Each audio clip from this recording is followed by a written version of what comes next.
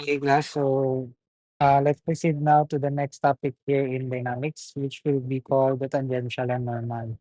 Okay. So this is also part of the curvilinear motion, and this will be our last topic for the curvilinear motion. Okay. So pag sinabi kasi natin tangential and normal acceleration in a curvilinear motion, nag-o-occur ito along a curved path at yung curved path na yon ay is in two dimension or in a plane kung saan makakakuha tayo ng sa ano natin, ng ating scalar components, yung ating Am at saka At. Since we're dealing in tangential and normal, which is the acceleration. Okay? So paano ba natin ito dine-define? For example, we have here a circle and then yung ating curve, okay, and then yung curve natin. If we're going to project dito sa point na ito, ang ating normal acceleration will be found towards the center. Okay? Ito yung ating normal acceleration. Kung saan doon sa pinakagitna, meron tayo diyan tinatawag na radius. Okay?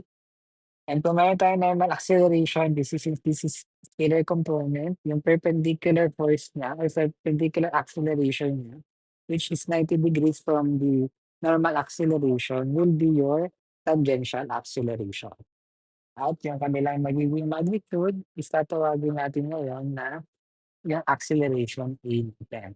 Since ito ngayon is we're dealing with scalar component or vector component, kung saan may x and y tayo, yung ating AN tsaka AT, i-define muna natin kung ano yung AT at AN. So sinabi natin na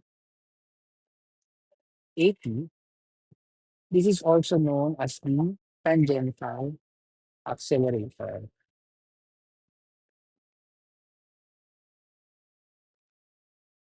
Kung saan sa tangential acceleration na yan, okay, it can be calculated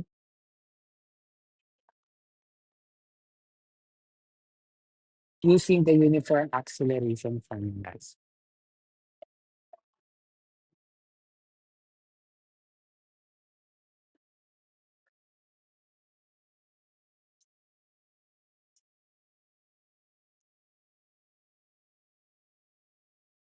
Okay? Tapos, ito din, ating tangential, it is always constant. Ibig sabihin kung saan mang point ng curve nandoon yung ating particle, kung nandito man siya, ibig sabihin natin nandito man siya, nandito man siya, nandito man siya, paano man yung maging acceleration natin diyan, it is always constant. So, hindi na siya magbabago. Kung ano yung maka-calculate nating tangential acceleration, be it whatever part of the curve, ayun na yan. Ayun na yung tangential acceleration natin. Meanwhile, 'pag sinabi naman nating normal acceleration or AN,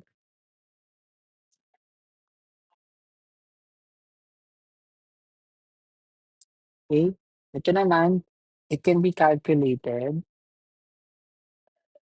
teka nga, what is third? It can be calculated as radial or the centripetal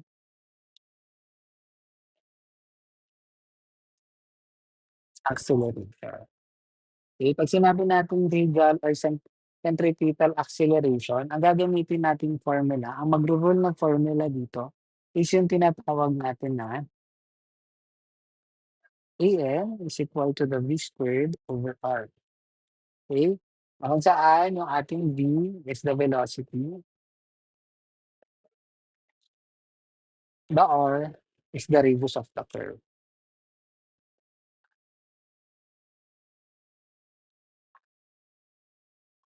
Okay? Once computed na, nakuha na natin yung ating AN and AT, nakukuha na natin yung magnitude niya, in which the formula for the acceleration naman is equal to the square root of AT squared plus AN squared.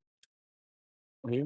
So itong dalawang 'to lang yung formula na gagamitin natin all throughout dito sa discussion natin for tangential and normal acceleration. Okay? Okay, now, so solve natin itong first sample problem natin. Ayan.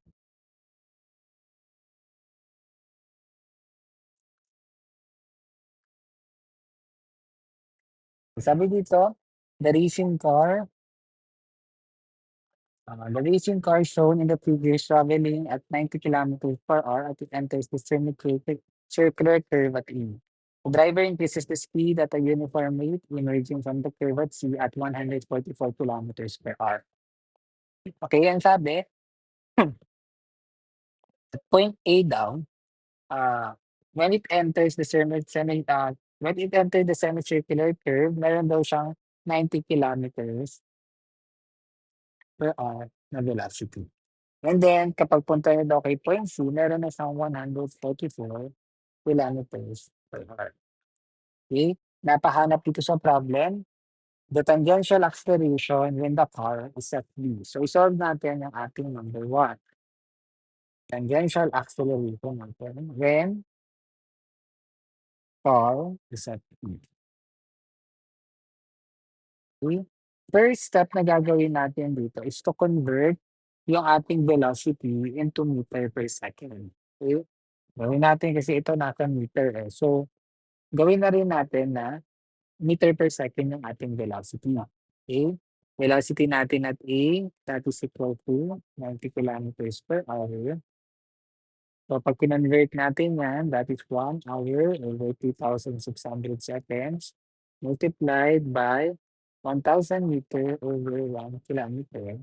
Our velocity at A is equal to 25 meter per second. And then, yung ating velocity naman at C, that is equal to 144 kilometers per hour. So, multiply natin sa 1 hour over 2,600 seconds multiplied by 1,000 meters over 1 kilometers. Our velocity at C is equal to 40 meters per second. Okay, meron tayong dA, meron tayong DC. Pwede na natin makuha yung velocity at B. Kunin natin yung velocity at B since hindi ito given. So, anong sabi? No, yung tangential acceleration daw natin can be computed using the uniform acceleration formulas. And among the three uniform acceleration formulas, ang pwede natin gamitin dito is the final velocity squared equals to initial velocity squared plus 2as. Given that, we can compute for the distance of the curve using the semicircular circumference. Okay? Pwede natin yung gamitin para ma-compute natin yung distance from point A to point C. Okay? So, yung final velocity natin ngayon is sa C siya. Okay? Dito tayo sa C, point C. So, ibig sabihin, our final velocity is T squared. Our initial velocity is VA plus tangential acceleration, multiply natin yung distance niya from A to C. Okay? Final velocity squared is given, so 40 squared is equals to, initial natin is 25 squared plus 280 multiplied sa ating formula natin dyan for circle is 2 pi r. So, for semicircle, that will become 2 pi r over 2 pi r na lang. So, ang ating radius ay 100 meters. So, ang magiging distance natin is 100 pi. Makakompute natin yung tangential acceleration at B, which is equal to 1.522 meter per second squared. And this is now our final answer. Bakit ito yung nagiging final answer natin? Kasi yung ating AP at A is equal to the acceleration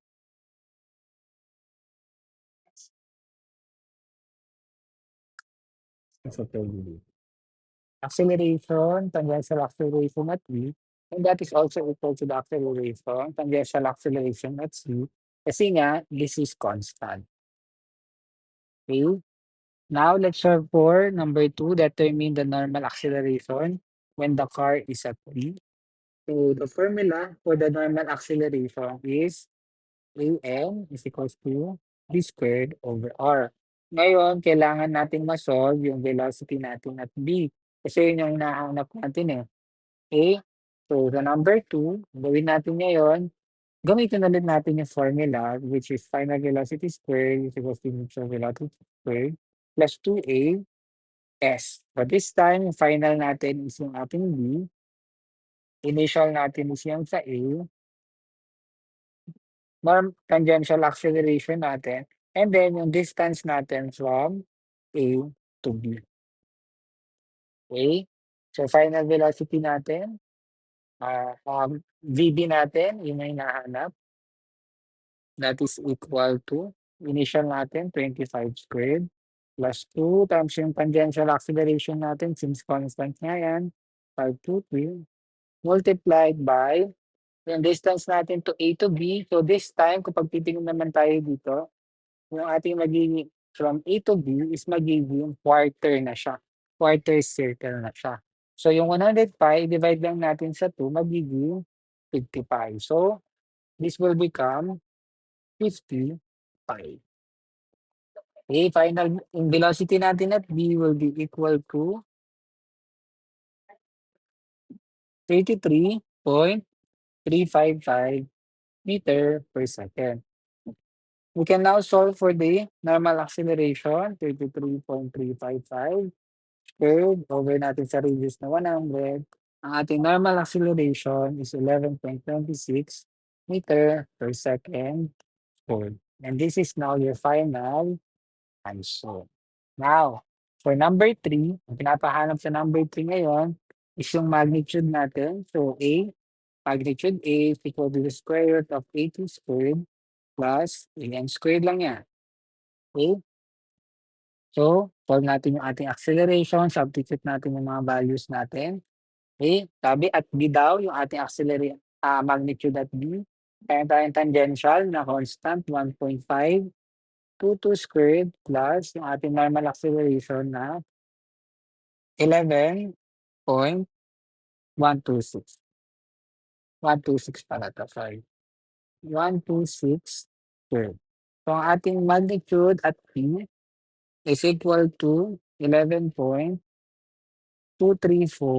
meter per second squared. And this is now our final answer. Okay? So, ganun lang naman kasimpleng isolve yung ating first sample problem. Now, let's proceed to the second sample problem. Okay, pabahayan lang natin ito ng konti. Ang sabi dito, to anticipate the dip and hump in the road of a car, the driver of a car applies her brakes to produce a uniform acceleration. Her speed is 100 kilometers per hour at the bottom A of the dip and 50 kilometers per hour at the top C of the hump. It is 120 meters long along the road from A. If the passengers experience a total acceleration of 3 meter per second squared at A, and if the radius of curvature of the hump is at C is 150 meters, calculate first the radius of the curvature at A, the acceleration of the inflection at point B, and then the total acceleration at C. Okay, sagutan natin yung letter A.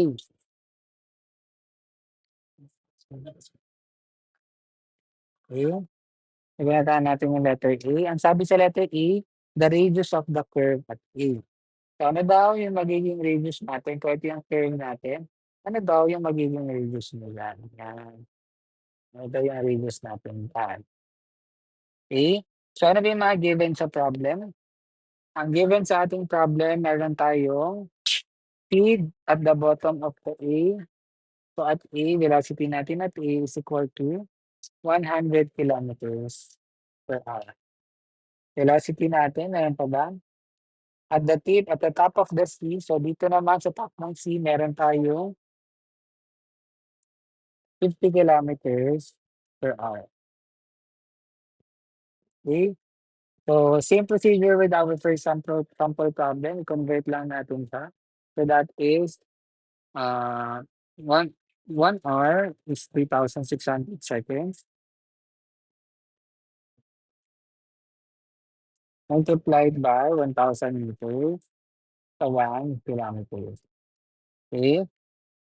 So, ang ating sige, calculate ko lang,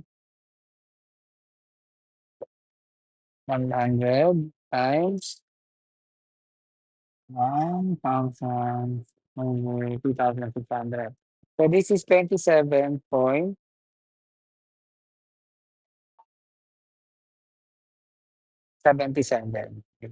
27.77.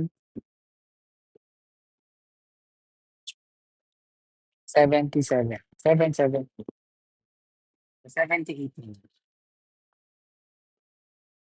27.78 meter per second.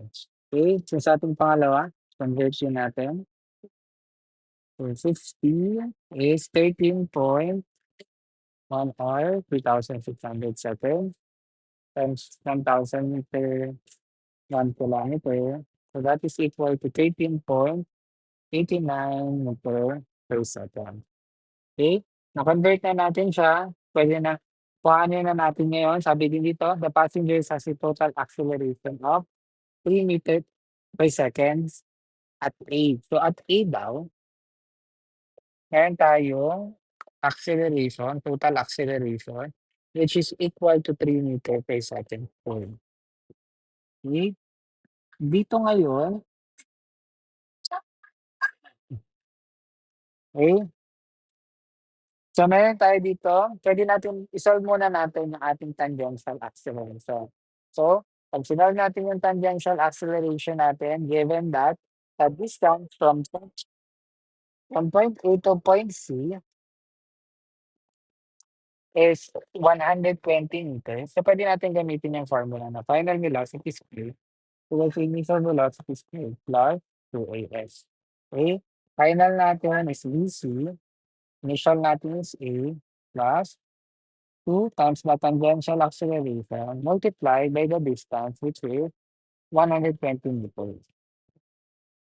Okay, substitute natin yung value, 27.748 plus 2. Initial natin, ay sorry, 13.89 pala. 13.89 squared is equals to initial velocity natin ay 27.78 squared plus 280 times 120. Our tangential acceleration is equal to, okay, sige yan, okey na yung kalkyo ko, lumalobot na. Eh, ang tangential acceleration natin dito is equal to negative 2.31 meter per second squared. Okay, ngayon, so ang gawin natin, nakuha na natin yung tangential. Since given tayo ng magnitude which is 3 meter per second squared, makukuha natin diyan yung ating normal acceleration. So that is equal to 80 squared plus AM squared. Meron tayong magnitude 3 equals to square root natin ng negative 2.41 squared plus AM squared. So solve nyo lang, makukuha nyo yung inyong normal acceleration. Ang normal acceleration natin is 1.785 meter per second squared. Ngayon, tandaan natin ang formula natin for normal acceleration is v squared over r. So at point A, pwede natin makuha yung velocity natin at A. Okay? So normal acceleration natin is 1.785. Equal lang natin sa velocity natin at A squared. At ang radius natin diyan, binigay naman sa problem na ang radius natin at A is equal to, ang radius natin is sa A is equal to